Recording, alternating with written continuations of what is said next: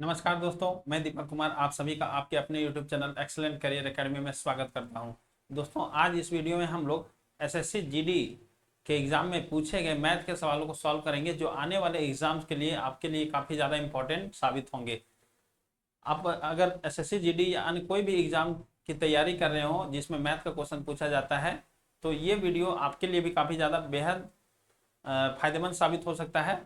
तो आप इस वीडियो को जरूर देखिए। इसमें सभी प्रीवियस ईयर पेपर से ही क्वेश्चन लिया गया है, जिससे आपको पूरी तरह से एग्जाम के पैटर्न, किस तरह का क्वेश्चन पूछा जाता है, उसका आइडिया लगेगा और आप एक बेहतर तैयारी कर सकते हैं। तो चलिए हम लोग वीडियो में देखते हैं कौन कौन सा इंपॉर्टेंट क्वेश्चन सारा है ना। चलिए हम लोग वीडियो को स्टार्ट करते हैं। देखिए हमारा क्वेश्चन नंबर 1 क्या कहता है। क्वेश्चन नंबर 1 कहता है दो संख्याओं का महत्तम समवर्तक, दो संख्याओं का महत्तम समवर्तक 11 है, उनका योग 32 है, 132 है ना। यदि दोनों संख्याएं 42 से बड़ी है तो दोनों संख्याओं के बीच का अंतर कितना है, ये आपको बताना है। ठीक है, तो देखिए यहाँ पर सबसे पहले क्या कहता है, दो संख्या है, उसका HCF दिया हुआ है 11। दोस्तों अगर HCF दिया हुआ हो है ना, तो दो संख्या आपको अगर मानना है तो आप कैसे मानेंगे। तो अगर HCF दिया हुआ है ना, तो सबसे पहले ये HCF हमारा कितना दिया हुआ है, HCF हमारा दिया हुआ है 11। तो हम लोग संख्या क्या मान लेंगे, तो पहली संख्या मान लेते हैं 11x। ठीक है, क्योंकि अगर HCF दिया हुआ है तो हम लोग HCF वाला नंबर से ही हम लोग संख्या मानते हैं। तो एक 11x और एक होगा 11y। ठीक है, ये देखिए HCF दोनों संख्या में वो गुणनखंड होना चाहिए है ना, तो इसलिए इस तरह से हम लोग मान सकते हैं। अब देखिए यहाँ कहता है कि उनका योग जो है ना, दोनों संख्या का योग 132 है। तो यानी ये दोनों संख्या का योग 132 होगा, यानी 11x प्लस 11y बराबर 132। तो 11 अगर हम इसमें कॉमन निकाल लेते हैं तो हमारा क्या बच जाएगा, x प्लस वाई बराबर 132 है ना। 11x प्लस 11y बराबर 132। तो दोनों में 11 है तो 11 कॉमन निकाल लिए, तो ये हमारा कितना बन गया, 11 into x plus y equal to 132 है ना। अब यहाँ से अगर हम लोग देखें तो 11 से ये कट जाएगा, कितना 12 बार में कट जाएगा, यानी x प्लस वाई का वैल्यू कितना बच गया, x प्लस वाई का वैल्यू 12। अब यहाँ पर हम लोग को देखना है कि हम लोग को दो संख्या के बीच का अंतर निकालना है, यानी ये दोनों संख्या के बीच का अंतर कितना होगा है ना। ये दोनों संख्या के बीच का अंतर हमारा कितना होगा, यही हमको निकालना है। तो सबसे पहले हम लोग यहाँ देखेंगे कि ये दोनों संख्या कितना होगा, ये हमको निकालना है। तो ये दोनों संख्या निकालने के लिए जब तक हमको x का वैल्यू और y का वैल्यू मालूम नहीं रहे तो हम ये दोनों संख्या को लिख नहीं सकते हैं है ना। तो सबसे पहले हम लोग x और y का वैल्यू निकालेंगे। आपको एक चीज याद रखना है दोस्तों, कि ये जो हमारा x प्लस वाई आया ना, ठीक है, ये दो x प्लस वाई जोड़ करके 12 आया, लेकिन अगर x और y का वैल्यू अगर हमको लेना है ना, तो इसमें जो है सो दोनों में कभी भी जो है ये कोई भी नंबर, ये x और y के बीच में कुछ भी कॉमन नहीं आना चाहिए, सिर्फ एक के अलावा। ठीक है, तो यहाँ पर क्या हो जाएगा, ये x है और ये y है, तो x प्लस वाई 12 हो गया। तो अब हम लोग दो नंबर ऐसा लीजिए कि जोड़ करके 12 आ जाए, लेकिन दोनों के बीच में एक के अलावा कुछ कॉमन नहीं आए। ठीक है, तो यहाँ पर हम इसका देखते हैं क्या क्या पॉसिबल हो सकता है इसका पेयर है ना। तो 1 और 11 जोड़ते हैं तो 12 आ जाता है, लेकिन यहाँ पर देखिए और एक कंडीशन यहाँ और भी दिया हुआ है, पहले इसको हम लिख लेते हैं, उसके बाद फिर हम आपको समझाते हैं। ये 12 आना चाहिए, तो 1 प्लस 11 12 हो गया। फिर हम यहाँ देख सकते हैं 2 और 10 ले सकते हैं, नहीं 2 और 10 में 2 कॉमन आ जाता है, तो जिसमें अगर कॉमन आ जाए दोनों में तो वो वाला जोड़ा नहीं लेना है। ठीक है, 3 और 9 भी नहीं ले सकते हैं। ठीक है, 4 और 8 भी नहीं ले सकते हैं, यानी 5 और, ठीक है, 5 और 7 ले सकते हैं, 5 7 12, और 5 और 7 जो है दोनों एक पहाड़ से कभी नहीं कटता, सिर्फ एक छोड़ करके है ना। तो यानी ये जोड़ा मेरा आ गया। ठीक है, अब इसके आगे हम लोग और भी नहीं ले पाएंगे। ठीक है, जैसे कहने का मतलब अगर हम लोग ले लें 6 और 6, तो 6 और 6 तो आ जाएगा है ना। उसी तरह फिर अगर 7 और 5, यानी वहां से रिपीट होना शुरू हो गया, यानी कि आप इतना ही आप छोड़ सकते हैं, कोई दिक्कत इसमें नहीं है। अब देखिए दोस्तों यहाँ पर ये 1 और 11, ठीक है, और ये 5 और 7 12। ठीक है, ये x प्लस वाई दे रहा है ये 12, तो यहाँ भी ये x और ये y, यानी ये हो गया हमारा 12, ये भी हो गया 12। लेकिन हमको यहाँ पर कौन सा जोड़ा लेना है, तो ये देखिए यहाँ पर ये अगर लेंगे तो x का वैल्यू अगर ये मान रहे हैं 1 और ये y का वैल्यू 11, तो यहाँ पर संख्या निकालेंगे तो ये 11x और ये हो जाएगा 144, 11 गुने 11 है ना, ये हमारा 121 हो जाएगा। तो यहाँ पर हम लोग देख रहे हैं कि एक संख्या हमारा क्या मिल गया, 11 मिल जाएगा। तो कहता है कि संख्या जो है वो 42 से छोटा नहीं होना है, दोनों में से कोई भी संख्या 42 से छोटा नहीं होना है। तो अगर हम ये वाला ले लेते हैं तो इसमें एक संख्या हमारा कितना मिल जा रहा है, 11। तो ये वाला जोड़ा तो हम ले ही नहीं सकते हैं है ना, ये वाला जोड़ा हम लोग नहीं ले सकते हैं। तो यहाँ पर अगर देखिए ये वाला लेंगे तो इसमें क्या हो जाएगा, 5 तो यहाँ पर क्या हो जाएगा 5 गुने 11, 11 पचे 55, एक संख्या हमारा क्या निकलेगा 11 पचे 55, और दूसरा संख्या यहाँ से 7 और 11, 11 सते 77, ठीक है 11 सते 77। तो देखिए ये जो दो संख्या है, ठीक है, ये जो दो संख्या है ये हम लोग देख लिए कि ये हमारा 5, ये 55 और ये 77 दो संख्या बना दिए, दोनों जो है वो क्या है, दोनों जो है वो हमारा 42 से ज्यादा है, यानी ये वाला संख्या हमारा मैच कर रहा है, मतलब कि एक तरह से ये सूट कर रहा है, तो हम लोग यही वाला संख्या को ओके मानेंगे। तो हम लोग को यहाँ क्या पूछ रहा है, दोनों संख्या के बीच का अंतर पूछ रहा है, तो आप दोनों संख्या के बीच का अंतर आप निकाल सकते हैं, ठीक है, दोनों संख्या के बीच का अंतर निकाल दीजिए, यानी कि 7 यहाँ पर कितना हो जाएगा 5, ये 2 हो जाएगा और फिर ये 2 हो जाएगा, है ना, यानी 22, ठीक है। तो ये दोनों संख्या के बीच का अंतर कितना हो जाएगा 22, तो हमारा राइट आंसर कितना हो जाएगा 22 हो जाएगा, ठीक है। चलिए ये हमारा राइट आंसर 22 हो जाएगा, जो कि आपका ऑप्शन नंबर डी में होगा, ठीक है। आपका ऑप्शन नंबर कितना, ऑप्शन नंबर डी जो है वो इसका करेक्ट आंसर होगा, आप इसको देख सकते हैं। देखिए यहाँ पर आप क्या करेंगे, ध्यान से समझिए, ये जो क्वेश्चन है यहाँ पर अगर आप ये x और y का वैल्यू निकाल लिए, ठीक है, जैसे हमको मालूम चल गया x का वैल्यू 5 है और y का वैल्यू कितना है 7 है ना, या अगर ये दोनों का वैल्यू हमको मालूम है तो ये दोनों संख्या के बीच का अंतर निकालना है, तो ये दोनों संख्या के बीच का अगर अंतर हम निकालते हैं तो कैसे निकालेंगे, ये दोनों संख्या के बीच का अंतर यानी ये दोनों के बीच का डिफरेंस, तो देखिए डिफरेंस भी करेंगे तो क्या होगा 11 कॉमन आ जाएगा और x माइनस वाई बचेगा, x माइनस वाई यानी कितना हो जाएगा, देखिए 7 माइनस 5, यानी डिफरेंस लेना है तो हमेशा बड़ा में छोटा को घटाना है, तो यानी कितना हो जाएगा 7 माइनस 5 हो जाएगा, ठीक है, यानी 2 बचेगा, तो यानी कितना हम लोग लिखेंगे 11 लिखेंगे जो कॉमन आ गया, और x और ये y और x के बीच का, या x और y के बीच का डिफरेंस कितना आ गया 2, यानी सीधा हम लोग ये करेंगे 2, तो कितना हो जाएगा 11 दूना 22। ये भी हमारा डायरेक्ट आंसर इस तरह से भी आ सकता है, ठीक है। तो आप ऐसे भी समझ सकते हैं और ऐसे भी समझ सकते हैं, जैसे आपको समझ में आता है वैसे ही आप इसको क्लियर कर सकते हैं, ठीक है। चलिए अब हम लोग नेक्स्ट क्वेश्चन चलते हैं, हमारा अगला क्वेश्चन क्या होता है हम लोग देखते हैं, ठीक है। चलिए अब हम लोग क्वेश्चन नंबर 2 में चलते हैं। चलिए देखिए क्वेश्चन नंबर 2 क्या कहता है, देखिए ध्यान से देखिए, क्वेश्चन को पढ़िए, आपके स्क्रीन पर क्वेश्चन दिख रहा है ना। कहता है एक संख्या को पहले 15% घटाया जाता है ना, एक संख्या को पहले 15% घटाया जाता है, फिर 20% बढ़ाया जाता है। पहले 15% इसको हम लोग घटाते हैं और फिर यही संख्या में हम लोग क्या करते हैं 20% हम लोग बढ़ा देते हैं। इस प्रकार प्राप्त संख्या मूल संख्या से 78 अधिक है। इस प्रकार जो प्राप्त संख्या होता है, जो घटाने और बढ़ाने के बाद जो हमारा प्राप्त संख्या है ना, वो 78 अधिक हो जाता है। तो कहता है मूल्य संख्या ज्ञात कीजिए, ठीक है, मूल्य संख्या ज्ञात कीजिए। तो देखिए इस टाइप का क्वेश्चन जो है, अगर एक ही संख्या में हम लोग घटाते बढ़ाते या सिर्फ बढ़ाते हैं या सिर्फ घटाते हैं, तो इसके लिए हम लोग जो रूल लगाते हैं, सीधा हम लोग देखेंगे a प्लस बी, है ना, और प्लस ए बी बाय 100, ठीक है। ये वाला कॉन्सेप्ट पर हम लोग इस क्वेश्चन को सॉल्व करेंगे। देखिए यहाँ पर क्या है कि अगर बढ़ेगा, ठीक है, दो क्वांटिटी लिए हैं, दो क्वांटिटी यानी घटाना या बढ़ाना कुछ भी बोल सकते हैं, यानी उस क्वांटिटी के साथ 2 बार इस तरह का घटना ये होगा, है ना। तो अगर जो बढ़ेगा, है ना, उसको प्लस में लिखना है और जो घटेगा उसको माइनस में लिखना है। अगर दोनों बढ़ रहा है तो दोनों को प्लस में लिखना है, दोनों घटेगा तो दोनों को माइनस में लिखना है, ठीक है। ये बात आपको समझ में आ गया होगा, ठीक है। चलिए अब हम लोग देखते हैं क्वेश्चन के अनुसार यहाँ पर क्या बोलता है। कहता है पहले 15% घटाया जाता है, तो 15 घटाया जाता है यानी -15 लिखेंगे, ठीक है, और फिर 20% बढ़ाया जाता है तो +20 लिखेंगे। क्या लिखेंगे? +20 लिखेंगे। 15% घटाया जाता है, 20% बढ़ाया जाता है, ठीक है। अब यहाँ पर देखिए ए हो गया, ये बी हो गया। अब यहाँ पर क्या होगा a इंटू बी, लेकिन एक ध्यान देंगे कि यहाँ माइनस है तो यहाँ पर प्लस की जगह माइनस देंगे और 15 गुने 20 करेंगे और बटे 100 करेंगे, ठीक है। तो इससे हमारा नेट उस संख्या में घटा की बढ़ा ये हमारा निकल जाएगा, ठीक है। तो यहाँ पर देखेंगे कि 20 से कम 20 हो जाएगा, 20 × 100, ठीक है। 5 से काटेंगे एक बार, 5 दिया ये 15 हो जाएगा, है ना। यहाँ से अगर टोटल देखा जाए तो ये -3 -15 -18 और ये 20, है ना, यानी हमारा फाइनल यहाँ से 2 निकला। यानी कि हम लोग का नेट जो है वो 2%, कितना 2% जो नेट है ये क्या हुआ, ये प्लस में बता रहा है, यहाँ माइनस नहीं लगा हुआ है, इसका मतलब ये प्लस में बता रहा है, यानी 2% बढ़ गया है, ठीक है। तो कहता है जो बढ़ा हुआ यानी जो कितना अधिक हुआ है वो 78 हुआ है, यानी कि मूल संख्या से वो कितना अधिक बढ़ गया, 78 बढ़ गया। और यहाँ मूल संख्या से कितना बढ़ गया, 2% बढ़ गया।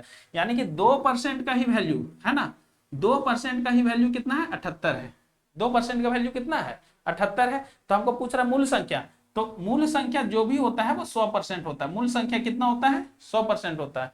मूल संख्या जो भी होगा वो कितना होगा 100% होगा। तो हमको 100% का वैल्यू निकालना है ना। तो 100% का वैल्यू निकालने के लिए देखिए यहाँ 2% है, तो 100% निकालने के लिए हम लोग क्या करेंगे, इसको 50 से गुना कर देते हैं, है ना, तो 100 हो जाएगा।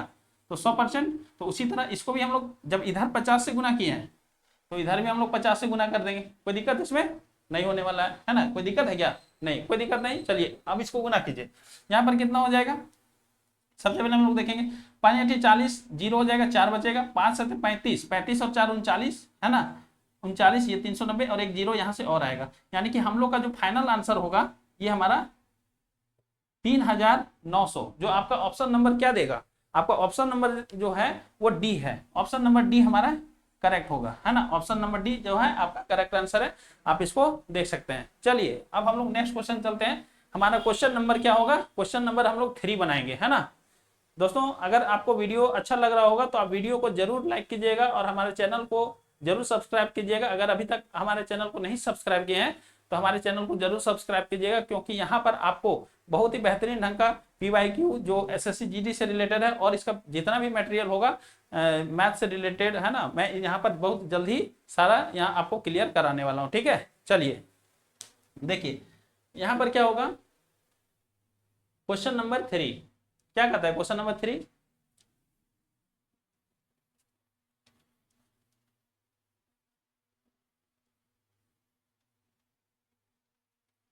क्वेश्चन नंबर 3 देखिए क्या कहता है, पेट्रोल के मूल्य में 85% की वृद्धि होती है। पेट्रोल के मूल्य में 85% की वृद्धि होती है, इसकी खपत को कितने प्रतिशत कम किया जाना चाहिए ताकि उस पर व्यय केवल 48% ही बढ़े।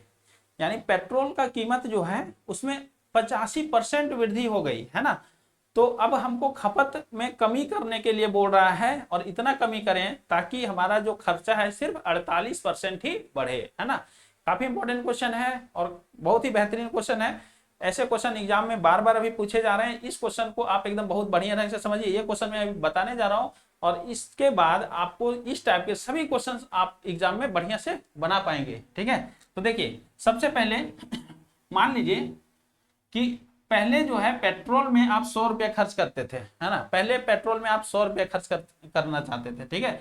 तो पेट्रोल में 100 रुपया खर्च करते थे, अब 85% पेट्रोल का रेट में क्या हुआ, वृद्धि हुआ, तो आपका खर्च क्या होगा, 85% इसका बढ़ेगा, यानी 100 से कितना हो जाएगा, 185 हो जाएगा।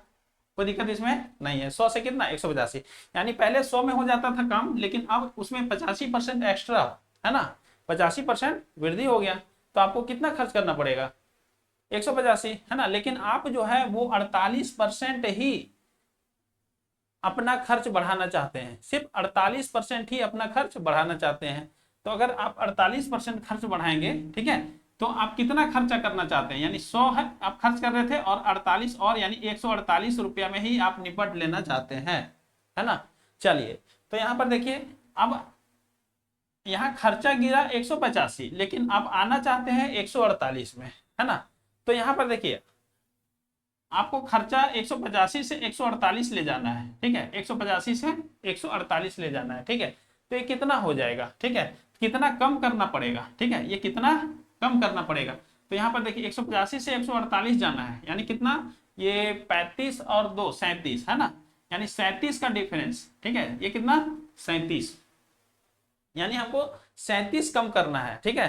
तो ये 37 कितना में कम कर रहे हैं, 185 में कम कर रहे हैं, है ना, 37 कितना में कम कर रहे हैं 185 में। तो देखिए इसी में आपका खपत में कमी प्रतिशत निकल जाएगा, कितना कम 37 कम, और कितना में 185 में कम कर रहे हैं, ठीक है, 185 में कम कर रहे हैं, है ना। चलिए तो यहाँ पर देखिए इसको प्रतिशत में बदल दीजिए, 100 से गुना करेंगे परसेंटेज में कन्वर्ट हो जाएगा, ठीक है, 100 से गुना करेंगे हमारा परसेंटेज में कन्वर्ट हो जाएगा, है ना। चलिए देखिए 37 से ये कटेगा, 37 से कट जाएगा 5 बार में लगता है ना, 3 5 15 150 और 7 5 35, ये आपका कट जाएगा एक बार में और ये 5 बार में, ठीक है। चलिए यहाँ तक तो हो गया। अब यहाँ पर और देखेंगे, 5 से काटेंगे 5 एकम 5 और ये हो जाएगा कितना 20 बार में, है ना, 20 बार में कट जाएगा। तो हमारा फाइनल क्या हो जाएगा 20%, फाइनल क्या होगा 20% जो है वो खपत में क्या करना पड़ेगा कमी करना पड़ेगा, है ना। अगर हम 20% खपत में कमी कर देते हैं इस तरह से जो कंडीशन दिया हुआ है, तो हमारा खर्चा सिर्फ और सिर्फ कितना 48% ही बढ़ेगा। ठीक है, चलिए मुझे उम्मीद है कि ये क्वेश्चन भी आपको बहुत ही बेहतरीन ढंग से समझ में आया होगा, है ना। चलिए अब हम लोग नेक्स्ट क्वेश्चन में चलते हैं। देखिए क्वेश्चन नंबर 4 क्या कहता है। क्वेश्चन देखिए काफी आसान क्वेश्चन होगा ये, है ना। आप इसको बढ़िया से क्लियर कर सकते हैं, है ना। क्वेश्चन नंबर 4 क्या कहता है, 8% लाभ पर, है ना, 8% लाभ पर 1566 में बेची गई एक वस्तु का क्रय मूल्य क्या है। कहता है कि कोई वस्तु है, उसको हम लोग 8% लाभ लेकर के और उसको बेच दिए, 8% लाभ लेकर के उसको बेच दिए और कितना में बेचे, 1566 रुपया में बेचे, 1566 रुपया में उसको बेच दिए। तो कहता है कि वस्तु का क्रय मूल्य कितना था, उसको कितना में खरीदे थे, है ना, यही आपका क्वेश्चन है। चलिए निकालिए। यहाँ पर एक चीज हम लोग ध्यान देंगे, 8% लाभ, या देखिए हम लोग का कोई भी अगर खरीदी दाम होता है उसको हम लोग 100% मानते हैं। खरीदी दाम को कितना मानते हैं, 100%। खरीदी दाम को कितना मानते हैं, 100%। अब अगर हमको उसको लाभ पर बेचना है, ठीक है, मान लीजिए 5% लाभ पर बेचना है, तो हम लोग खरीदी दाम तो अपना लेंगे ही, प्लस उसमें लाभ भी जोड़ करके लेंगे। यानी अगर 100% हम खरीदी लगाए हैं तो और 5% अगर मान लीजिए उसमें लाभ चाहते हैं, तो हम उसको कितना में बेचेंगे, उसको हम लोग 105% में बेचेंगे। अगर हम 100% में खरीदे हैं, अगर उसमें मान लीजिए हम लोग 5% नुकसान सहना चाहते हैं, है ना, यानी 5% नुकसान में बेचना चाहते हैं, तो हमको कितना में बेचना पड़ेगा, 100% में खरीदे हैं, उसमें भी 5% चला गया, यानी 95% उसका विक्रय मूल्य आएगा। ठीक है, तो ये बात आपको समझ में आ गया होगा, है ना। तो देखिए यहां पर क्या बोलता है 8% लाभ, तो इसका मतलब खरीदी दाम से ज्यादा, तो खरीदी दाम 100% और लाभ कितना 8%, तो इसको बेचेंगे कितना में, इसको बेचेंगे हम लोग 108% में, है ना। इसको कितना में बेचेंगे, 108%। ध्यान से समझिए बाबू, ठीक है, 108%। तो 108% में बिक गया, 108% में बिक गया। ठीक है, तो ये कितना में बिका, अगर परसेंटेज में बोलेंगे तो 108, लेकिन अगर हम लोग परसेंटेज में बोलेंगे तो 108%, लेकिन अगर इसको हम लोग रुपया में बोलेंगे तो कितना में बिका, 1566 में बिका, 1000, है ना, 1566 में बिका, है ना। ये भी विक्रय मूल्य है, ये भी विक्रय मूल्य, तो दोनों विक्रय मूल्य बराबर। ठीक है, अब यहां से हम लोग जानते हैं कि हम लोग का खरीदी दाम कितना होता है, 100% होता है, तो 100% का वैल्यू निकाल दीजिए, आंसर खत्म हो गया, है ना। चलिए तो यहां पर देखिए निकालिए, 1% का वैल्यू कितना होगा, ठीक है, 1% 108, तो 1% का कितना हो जाएगा 1566 बटे 108। ठीक है, 108 हो गया। और जब हम 100% का वैल्यू निकालेंगे तो ये कितना हो जाएगा, तो 100% निकालने के लिए ये 1566, है ना, बटे 108 और गुने 100 करना पड़ेगा, बस यही तो है ना। अगर हम लोग यहाँ पर देखेंगे तो ये काटना है तो आप काट सकते हैं। ठीक है, चलिए इसको काट देते हैं हम लोग, तो कितना से हम लोग काट सकते हैं इसको, अगर हम लोग इसको काटना चाहें तो 108 से अगर हम लोग काटेंगे, ठीक है, वैसे 18 से भी कट जाएगा ना, चलिए ठीक है 108 से काट दीजिए। 108 से काटेंगे तो एक बार में कटेगा, है ना, 108 से हम लोग काट के देखते हैं, है ना, ये एक बार में कट जाएगा 108। ठीक है, ये 108 से काटेंगे तो कितना बार में कटेगा, 108 से काटेंगे तो एक बार में कट जाएगा, है ना, 156 है तो एक ही बार में जा सकता है, तो ये कितना हो जाएगा 108, यानी ये हमारा 56 48, है ना, यानी कि हमारा 48 आ गया, कितना, ये 48 बचेगा इसमें, 48, और यहाँ पर एक और 6 है। ठीक है, तो ये हमारा इतना आ जाएगा, तो ये अब कितना बार में कटेगा 108 से, ये 4 बार में कटेगा, है ना, 4 बार में कट जाएगा, 4 बार में कितना आ जाएगा, है ना, 4 बार में आ जाएगा 400 कट जाएगा, और 4 ये ठीक 32, है ना, ये 32 कट जाएगा हमारा। ठीक है, ये 32 कट जाएगा, तो ये 32 ये हमारा इधर हो गया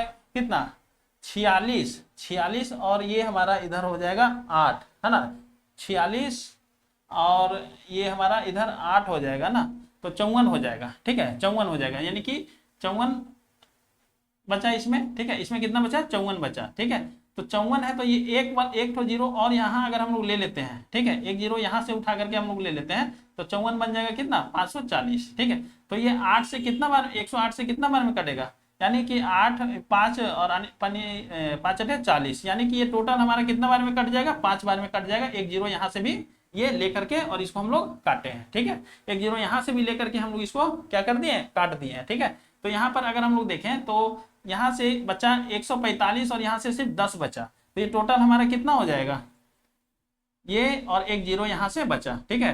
देखिए यहाँ पर जो बचा हुआ था अभी, ठीक है, तो जो बचा हुआ था यहाँ से एक जीरो और लिए तभी ये पूरा कटा है, ठीक है। तो यहाँ से एक जीरो हम हटा दिए तो ये सिर्फ 10 यहाँ से बचा है, तो 145 गुने 10 ये कितना हो जाएगा 1450 हो जाएगा, ठीक है, 1450। यही आपका आंसर होना चाहिए, यही 1450 डी नंबर जो है आपका आंसर है, ठीक है। तो हमारा करेक्ट आंसर क्या हो जाएगा, ऑप्शन नंबर डी, ठीक है, ये आंसर क्लियर है। देखिए अब हमारा अगला क्वेश्चन क्या करता है हम लोग देखते हैं।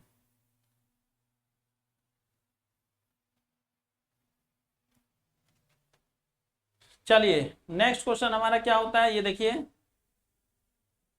देखिए हमारा अगला क्वेश्चन क्या करता है, कहता है 210 मीटर और 140 मीटर लंबी दो ट्रेनें, है ना, 210 मीटर और 140 मीटर लंबी दो ट्रेनें क्रमशः 80 किलोमीटर प्रति घंटा और 150 किलोमीटर प्रति घंटा की गति से एक ही दिशा में चल रही है ना। ध्यान से समझिए दोस्तों, दो ट्रेन है ना, दो ट्रेन है, एक T1 है मान लेते हैं और एक T2 है ना। इसका लेंथ कितना है, इसका लेंथ है 210 मीटर, 210 मीटर है ना। और इसका लेंथ कितना है, इसका लेंथ जो है वो हमारा है, ये ट्रेन T1 और T2 ना है, ठीक है। इसका लेंथ जो है वो हमारा कितना है 140 ये है, ठीक है, 140 मीटर। ध्यान से समझिए, इसका स्पीड जो है वो कितना है, इसका स्पीड है ना, इसका हम लोग स्पीड अगर देखेंगे, स्पीड है ना, स्पीड इसका अगर हम लोग देखेंगे तो 80 किलोमीटर प्रति घंटा है, 80 किलोमीटर प्रति घंटा है। इतना लिखने की जरूरत नहीं है, लेकिन फिर भी हम आपको समझाने के लिए लिख दे रहे हैं। 80 किलोमीटर प्रति घंटा और 150 किलोमीटर प्रति घंटा, ठीक है, 150 किलोमीटर प्रति घंटा है ना, 150 किलोमीटर प्रति घंटा, ठीक है। तो अब यहाँ पर एक चीज ध्यान से समझिए कि आपको ये बोला गया है कि ट्रेन जो है वो इतना 80 किलोमीटर प्रति घंटा 150 किलोमीटर प्रति घंटा की गति से एक ही दिशा में चल रहे हैं। ध्यान से समझिए, तो अगर ट्रेन एक ही दिशा में चले, है ना, ट्रेन सबसे पहले अगर देखिए एक चीज और आपको समझना, मैं समझा देता हूं। अगर दो ट्रेन है ना एक दूसरे को क्रॉस करे, ठीक है, तो कुल लंबाई है ना, कुल लंबाई के लिए आप लोग दोनों ट्रेन की लंबाई को जोड़ेंगे, ठीक है, कुल लंबाई ये मिल जाएगा आपको, है ना, कुल लंबाई, ठीक है। तो और दूसरी बात है, ये तो आपका हो गया लेंथ, तो लेंथ हमारा टोटल कितना हो जाएगा, टोटल लेंथ, टोटल लेंथ, ठीक है, टोटल लेंथ है ना, कुल लंबाई आपका कितना हो जाएगा 210 और 140, यानी कितना हो जाएगा 350 मीटर। यानी कि दोनों एक दूसरे को क्रॉस करने में कुल कितना लंबाई चलना पड़ेगा, है ना, तो ये हो गया 350, ठीक है। और अब हम लोग को देखना है कि दोनों अगर एक साइड जाएगा, एक ही तरफ जाएगा, ठीक है, दोनों अगर एक ही दिशा में जाएगा, तो उस केस में हमारा जो स्पीड होता है ना, ठीक है, अगर दोनों ट्रेन एक ही दिशा में चले तो हमारा जो स्पीड होता है वो स्पीड का हम लोग लेते हैं डिफरेंस, है ना, क्या लेते हैं डिफरेंस। लेकिन अगर दोनों ट्रेन एक दूसरे के उल्टा चले, उल्टा दिशा में, तो उस समय हम लोग ट्रेन के स्पीड को क्या करते हैं, जोड़ देते हैं। लेकिन यहाँ हम लोग इसका अंतर लेंगे, ठीक है। हम लोग को क्वेश्चन में पूछा गया है, तो देखिए यहाँ पर हो जाएगा, ये आपका लेंथ निकल गया, तो नेट स्पीड कितना हो जाएगा, नेट स्पीड हमारा कितना हो जाएगा, ठीक है ना। जो नेट यानी कि एक तरह से देखा जाए सापेक्ष चाल बोल सकते हैं इसको, है ना। तो नेट स्पीड हमारा यहाँ पर कितना हो जाएगा, अगर एक ही साइड में जाएगा, ठीक है, तो रिजल्टेंट स्पीड भी इसको हम लोग बोल सकते हैं, या तो फिर हम लोग इसका सापेक्ष चाल बोलेंगे, दोनों एक ही साइड में जाएगा तो ये घट जाएगा 150 में ये चला जाएगा 80, यानी 70 किलोमीटर पर आवर। लेकिन यहाँ पर ये देखिए किलोमीटर पर आवर में नहीं चलेगा, ठीक है, यहाँ पर हमको मीटर पर सेकंड चाहिए, है ना। तो 70 को अगर मीटर पर सेकंड में चेंज करना है तो 5/18 से आपको गुना करना पड़ेगा, जो कि आप कितना आ जाएगा बताइए। तो यहाँ 7×5 = 35 है ना, 7×35/18 ठीक है, ये इतना आ जाएगा, ये मीटर पर सेकेंड में आ गया। इतना आपको मैं सिर्फ समझाने के लिए इसको लिख रहा हूं, इतना लिखने की कोई जरूरत नहीं है, डायरेक्ट आंसर एक लाइन में आ सकता है, ठीक है। लेकिन यहाँ पर मैं आपको ताकि अच्छे ढंग से समझ में आ जाए, ताकि आप इससे रिलेटेड अगला क्वेश्चन भी आप बना सकते हैं। यहाँ पर देखिए बाबू, अब यहाँ पर हम लोग को दो चीज निकल गया है। हम लोग को पूछ क्या रहा है, हम लोग को पूछ रहा है कि ट्रेन एक दूसरे को पार करने में कितना समय लेगा, है ना, ट्रेन एक दूसरे को पार करने में कितना समय लेगा।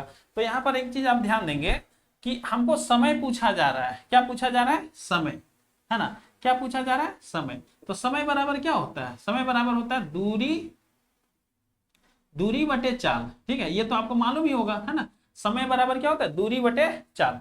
तो यहाँ पर हम लोग क्या करेंगे, यहाँ पर हम लोग लिखेंगे समय, समय कितना लगा, है ना, यानी हम लोग को टाइम पूछ रहा है। तो टाइम क्या होता है? डिस्टेंस, तो डिस्टेंस 350, ठीक है, और बटे, ठीक है, बटे यहाँ कितना हो जाएगा, ये चाल, तो चाल कितना है? 350, ठीक है, 350 बटे 18, तो 18 तो ऊपर लिख देंगे, कोई दिक्कत इसमें नहीं है, ठीक है, 18 ऊपर लिख देंगे। तो ये हमारा निकल जाएगा टाइम। तो यहाँ पर देखिए 350 से 350 काट देंगे, तो ये क्या चीज में आ जाएगा? सेकंड में आएगा, है ना, ये क्या चीज में आएगा? सेकंड में आएगा, ठीक है। पूरा मैं आपको समझा दे रहा हूँ ताकि कोई दिक्कत नहीं। तो 18 सेकंड आ गया, लेकिन टाइम जो है यहाँ पर मिनट में दिया हुआ है, क्वेश्चन में आपका टाइम जो है मिनट में।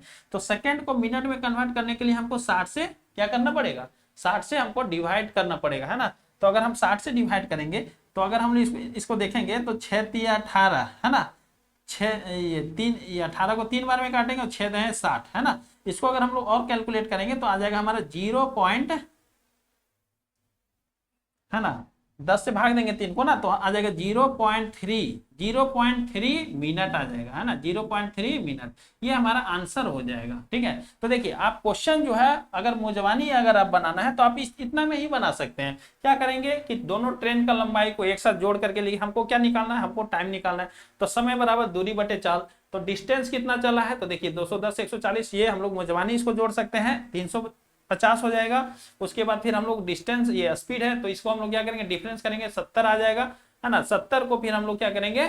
इसको हम लोग चेंज करके और इसको हम लोग इस तरह से बना देंगे, ठीक है। तो ये आप क्वेश्चन इतना में ही आप क्लियर कर सकते हैं, लेकिन आपको समझाने के लिए ये सब चीज लिखा हूं, ये सब एग्जाम में नहीं लिखिएगा, ये सब खाली टाइम वेस्टिंग होगा, ठीक है। तो ये सब आपको एग्जाम में नहीं लिखना है, आपको सिर्फ समझाने के लिए लिखे, आपका मेन इतना ही का काम है, ठीक है। तो यहाँ पर देखिए आपका कौन सा ऑप्शन सही होगा? ऑप्शन नंबर जो सी है वो हमारा सही होगा, ठीक है। चलिए नेक्स्ट क्वेश्चन।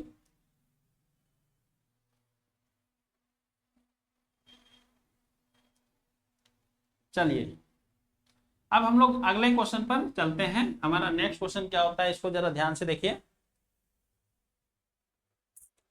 हाँ देखिए, ये सिंप्लीफिकेशन का क्वेश्चन आ गया, है ना। ये हमारा सिंप्लीफिकेशन का क्वेश्चन है, इसका सॉल्व, इसका मान निकालना है, ठीक है। इसका मान कैसे निकालेंगे? देखिए क्या लिखा हुआ है, ये 48, ठीक है, 48 भागा 8, है ना, ये दिया हुआ है, क्वेश्चन लिख लेते हैं, ठीक है। उसके बाद फिर इंटू ये क्या दिया हुआ है, 49, क्वेश्चन काफी इजी होगा, है ना। 49/7 प्लस ये 40/4 है, 40/4 गुने 7 - 3, है ना, ये दिया हुआ है। और फिर यहां से हम लोग इसको बंद कर देंगे और इसको भी बंद कर देंगे, है ना। तो ये हमारा क्वेश्चन है, इसको हम लोग सॉल्व करेंगे, ठीक है, इसको हम लोग सॉल्व करेंगे। चलिए सॉल्व करते हैं, देखते हैं हमारा आंसर क्या आएगा। तो सबसे पहले देखिए हम लोग कहाँ से शुरू करें, इसको भी आप कर सकते हैं एक साथ, है ना, इसको भी आप एक साथ अलग यहाँ पर कर सकते हैं, ठीक है। ब्रैकेट के अंदर है, ब्रैकेट के अंदर तो काम हम लोग पहले करते हैं, कोई दिक्कत नहीं है। तो यहाँ पर हम लोग क्या कर देंगे, 8 से 8 छक 48, 8 से 8 छक 48, तो ये आ जाएगा 6, और ये गुने कितना हो जाएगा, देखिए 7 से, ये बट्टे है, यहाँ भी आप काट सकते हैं, कोई दिक्कत नहीं।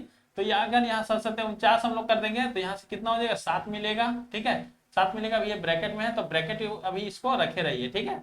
अब यहाँ पर देखिए, यहाँ पर कितना हो जाएगा, प्लस ये 4 है तो 4 दें 40 हो जाएगा, ये 10 मिलेगा, ठीक है। और ये 4 से 10 बार में कट जाएगा ना, ठीक है, तो 10 मिलेगा। और गुने ये कितना, 7 है, ये 3 है, तो ये कितना हो जाएगा, 4 बचेगा, तो 4 बच जाएगा, ठीक है। ये बाहर वाला ब्रैकेट लगाए या ना लगाए अब हमको उससे कोई मतलब नहीं है, ठीक है।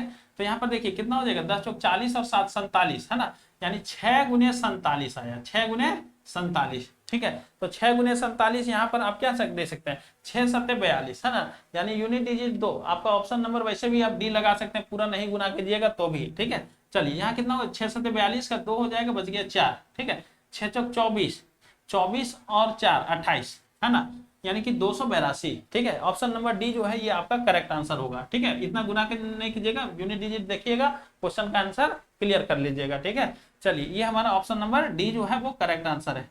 ठीक है, चलिए अब हम लोग का नेक्स्ट क्वेश्चन क्या होगा ये हम लोग देखते हैं। हमारा अगला क्वेश्चन,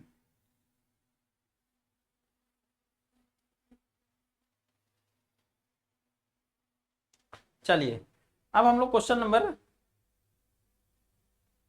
7 देखिए। क्वेश्चन नंबर 7 क्या कहता है, एक आदमी कोलकाता से अहमदाबाद 9 किलोमीटर प्रति घंटा की गति से जाता है। एक आदमी जो है वो कोलकाता से अहमदाबाद, है ना, 9 किलोमीटर प्रति घंटा की गति से जाता है और उसी मार्ग पर 18 किलोमीटर प्रति घंटा की गति से कोलकाता वापस लौट जाता है। ठीक है, तो कहता है उसकी पूरी यात्रा की औसत गति क्या है। देखिए दोस्तों, ये एकदम फिक्स्ड पैटर्न का सवाल है। ये क्वेश्चन जो है आपका हर एग्जाम में छोटा से छोटा और बड़ा से बड़ा एग्जाम में आता है ना, और बिल्कुल ऐसा ही पैटर्न में आता है। तो आप अगर ये क्वेश्चन अगर आप नहीं करते हैं ढंग से तो समझिए आप बहुत स्टूडेंट से आप पीछे हो जाएंगे। इस टाइप का क्वेश्चन अगर आपको एग्जाम में दिखे तो 100% करना ही पड़ेगा, है ना।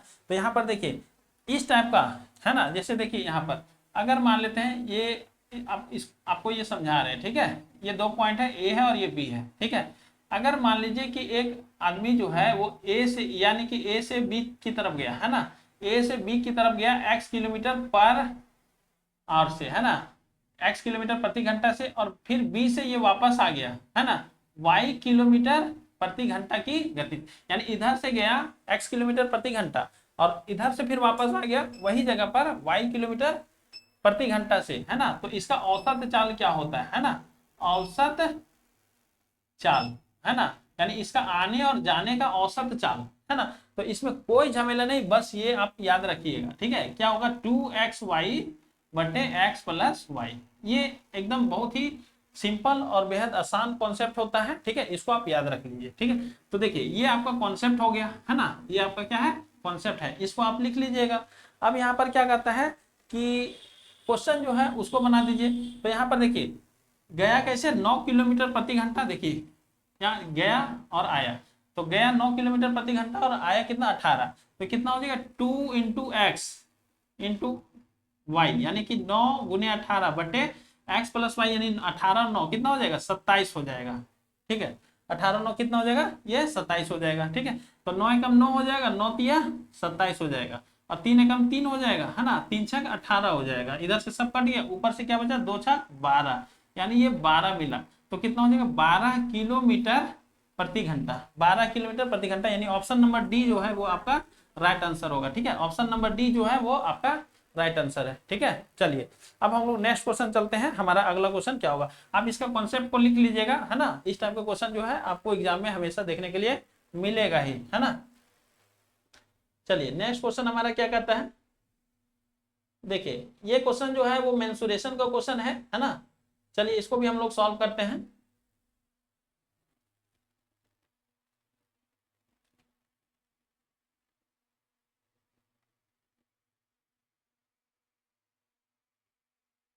चलिए देखिए क्वेश्चन नंबर 8 क्या कहता है, कहता है कि दो शंकुओं की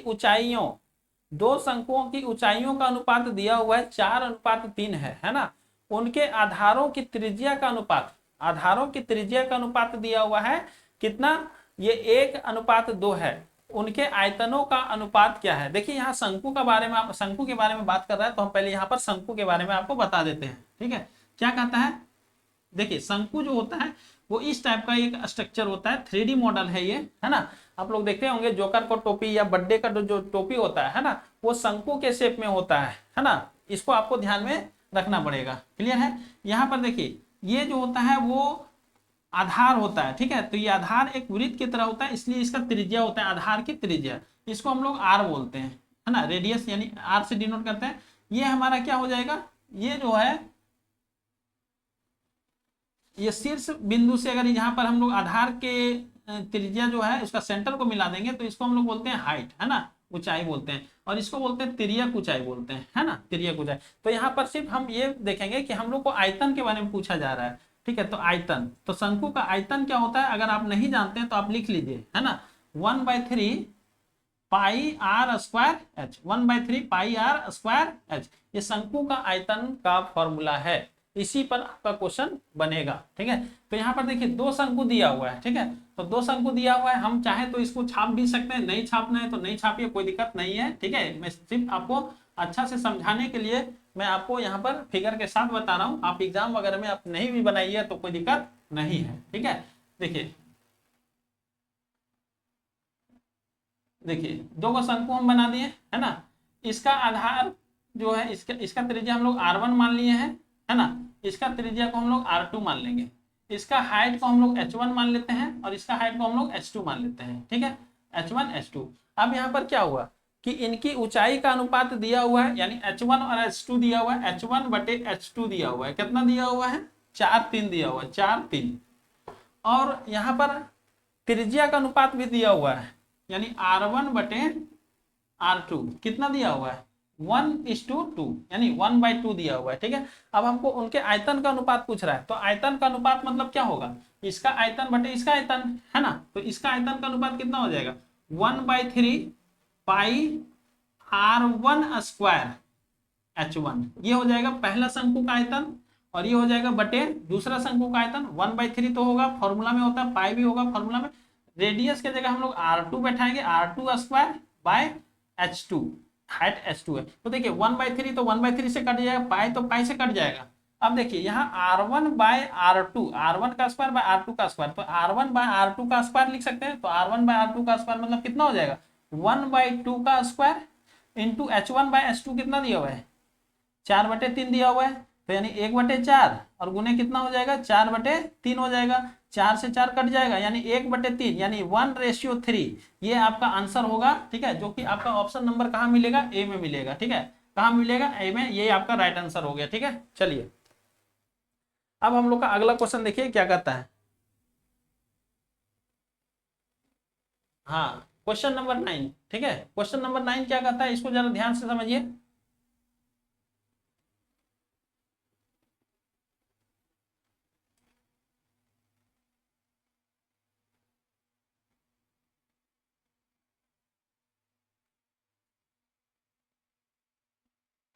चलिए हमारा अगला क्वेश्चन क्या कहता है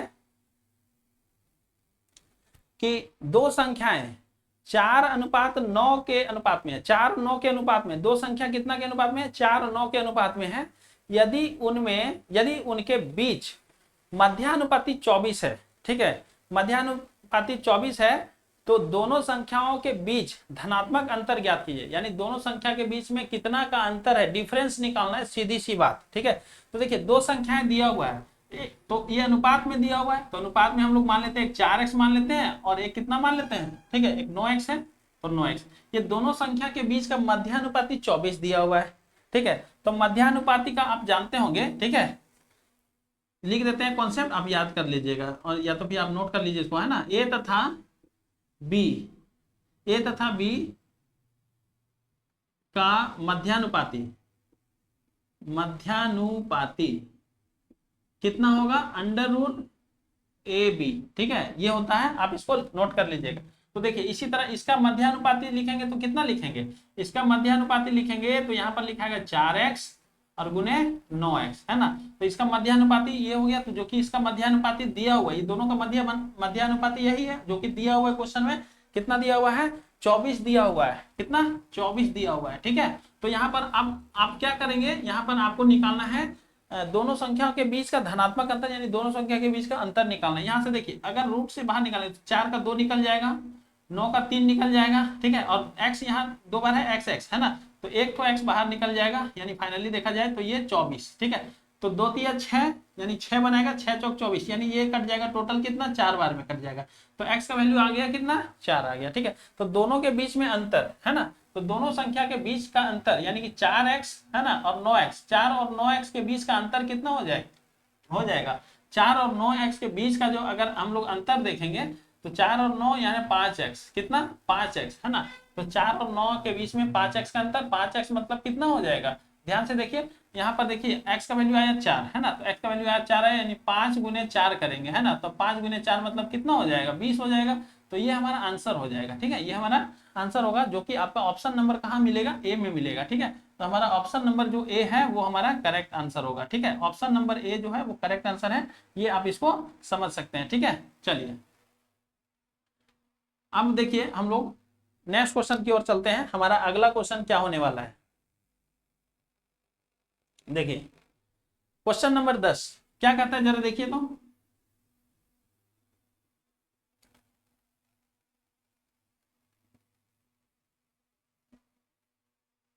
क्वेश्चन नंबर 10 क्या कहता है, काफी इजी क्वेश्चन है ये, देखिए एलसीएम से रिलेटेड क्वेश्चन है। एलसीएम तो आपको आता ही है बनाने के लिए है ना, जब आप जीडी की तैयारी कर रहे हैं तो पक्का है कि आपको एलसीएम आता ही होगा, ठीक है। एलसीएम दिया हुआ है, लेकिन यहाँ पर आपको क्या करना है कि कुछ ऐसा चीज भी आपको ध्यान देना है जिससे आपका एलसीएम है ना काफी तुरंत निकल सकता है। यानी कि अगर आप ऑब्जर्वेशन मेथड लगाइएगा, यानी कि आप इसको थोड़ा सा ऑब्जर्व कीजिएगा, तो आपका आंसर बिना बनाए हुए ही आपको आंसर दे देगा, ठीक है। तो आपको एग्जाम में क्या करना है, बनाने से ज्यादा फोकस करना है कि हमारा आंसर जो है वो कौन सा सही हो सकता है, ठीक है, या कौन सा आंसर हमारा सही होगा, उसको ही आप डायरेक्ट पकड़ने का प्रयास कीजिए, है ना। सॉल्व करने का कम से कम चांस, है ना, ज्यादा चांस आप ये रखिए कि हम जो है क्वेश्चन को ऑप्शन के साथ देखते हुए भी जो है वो क्वेश्चन को सॉल्व करेंगे, ठीक है, तभी आपका एग्जाम में जो है वो सारा क्वेश्चन बन पाएगा। नहीं तो सारा क्वेश्चन को अगर आप बनाने लगिएगा तो आपके पास समय का कमी पड़ जाएगा, है ना। तो इसीलिए आपको हर तरह से कॉन्सेप्ट भी और आपके पास जो ऑप्शन से रिलेटेड जो क्वेश्चन का बनाने का अप्रोच होता है, सारा अप्रोच आपको मालूम होना चाहिए, ठीक है। तो चलिए हम लोग देखते हैं हमारा क्वेश्चन नंबर 10 क्या कहता है। क्वेश्चन नंबर 10 कहता है कि 28, 60, 120 और 135 है ना, इसका एलसीएम क्या है, ठीक है। यहाँ पर देखिए 28, 60, 120 और ये है 135 है ना, इसका एलसीएम, ठीक है। तो देखिए दोस्तों, इसका जो भी एलसीएम आएगा, ठीक है, वो पक्का ये सब नंबर से कटेगा। एलसीएम जो भी होता है ना वो ये सभी नंबर से कटेगा ही कटेगा, है ना। अगर हम इसका एलसीएम निकाल रहे हैं तो जो भी नंबर आएगा वो 28 से भी कटेगा, 60 से भी कटेगा, 120 से भी कटेगा और 135 से भी कटेगा, है ना। तो यहाँ पर हम लोग देखेंगे जो ऑप्शन हमारा दिया हुआ है, ठीक है, अगर हम चाहें तो ऑप्शन लिख सकते हैं, थोड़ा सा लिख लेते हैं, ज्यादा अच्छा होगा आपको समझाने में, ठीक है। ए नंबर में जो है वो 76, 26, बी नंबर जो है वो आपका कितना है 75, 60 है, सी नंबर कितना है, ये है 75, 69 है, और एक डी नंबर जो है वो हमारा 7608 है ना, 7608 है। तो यहाँ पर हम लोग देखेंगे कि हमारा कौन सा आंसर सही होगा। तो सबसे पहले आप ध्यान दीजिए दोस्तों, यहाँ पर ये जो नंबर है देखिए ये भी है ना एकदम बिल्कुल ऑब्जर्व करने वाली बात है, ठीक है, कि ये देखिए ये 10 से 60 है, ये 120 है, यानी कि ये नंबर जो है वो 10 से तो कट रहा है ना। तो और ये 60 है, ये 120 है, तो अगर ये 10 से कट रहा है तो यानी ये सब का अगर हम लोग एलसीएम निकालेंगे तो वो भी 10 से कटना चाहिए। और 10 से कटने का मतलब क्या होता है, किसी भी संख्या को 10 से काटना है मतलब उसका इकाई अंक पर 0 होना चाहिए, है ना। तो यहाँ पर देखिए इसका एलसीएम जो भी आएगा उसका इकाई अंक पर 0 होगा। यहाँ पर इसका इकाई अंक 0 नहीं है, ये आंसर नहीं होगा। इसका इकाई अंक 0 नहीं है, ये नहीं होगा। इसका इकाई अंक 0 नहीं है, ये नहीं होगा। इसका इकाई अंक 0 यानी ये होगा, और एक ही बचा यानी 100% होगा, ठीक है। तो दोस्तों मैं इस वीडियो में आपको 10 क्वेश्चन सॉल्व कराया हूँ, है ना, और काफी ज्यादा मैं अपने तरफ से भी कोशिश किया हूँ कि आपको बहुत ही अच्छे ढंग से समझ में आ जाए। मैं थोड़ा क्वेश्चन को और डिटेल में भी बनाने का प्रयास किया हूँ आपको समझाने के लिए, है ना। हालांकि आप क्वेश्चन को बिल्कुल जितना शॉर्ट में बना सके वो आपके लिए ज्यादा अच्छा होगा, ठीक है। तो इस वीडियो को अगर अभी तक आप लोगों ने देखा है तो आपको अगर वीडियो अच्छा लगा हो तो आप हमारे वीडियो को जरूर लाइक कीजिएगा और हमारे चैनल को सब्सक्राइब जरूर कीजिएगा और अपने दोस्तों के बीच में शेयर कीजिएगा। इस चैनल पर मैं अभी एसएससी जीडी से रिलेटेड बहुत सारे कंटेंट मैं अभी अपलोड करने वाला हूं, तो इसीलिए हमारे चैनल को आप जरूर सपोर्ट कीजिए। और मिलते हैं हम लोग अगले वीडियो में। वीडियो देखने के लिए धन्यवाद।